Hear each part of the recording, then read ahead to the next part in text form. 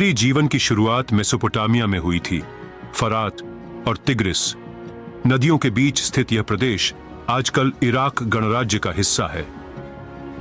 Mesopotamia को सभ्यता अपनी संपन्नता, शहरी जीवन, विशाल एवं समृद्ध साहित्य, गणित और खगोल विद्या के लिए प्रसिद्ध है। मेसोपोटामिया की लेखन प्रणाली और उसका साहित्य पूर्वी भूमध्य सागरीय प्रदेशों और उत्तरी सीरिया तथा तुर्की में 2000 ईसा पूर्व के आसपास फैल गया, जिसके फलस्वरूप उस समस्त क्षेत्र के राज्यों के बीच आपस में मिस्र के फेरो के साथ भी मेसोपोटामिया को भाषा और लिपि में लिखे पढ़े जाने लगे।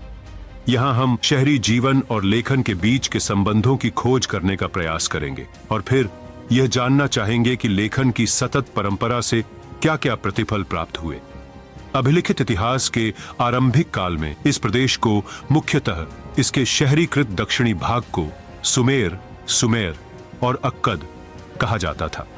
2000 ईसा पूर्व के बाद जब बेबीलोन एक महत्वपूर्ण शहर बन गया, तब दक्षिणी क्षेत्र को बेबीलोनिया कहा जाने लगा। लेखन कला का विकास।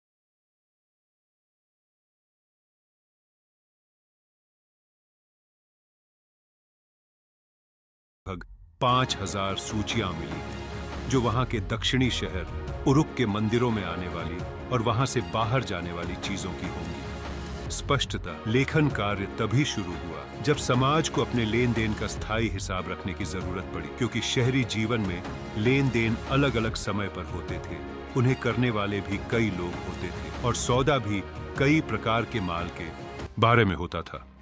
मेसोपोटामिया के लोग मिट्टी की पट्टिकाओं पर लिखा करते थे। लिपिक चिकनी मिट्टी को गीला करता था और फिर उसको गूंथकर और थापकर एक ऐसे आकार की पट्टी का रूप देता था जिसे वह आसानी से अपने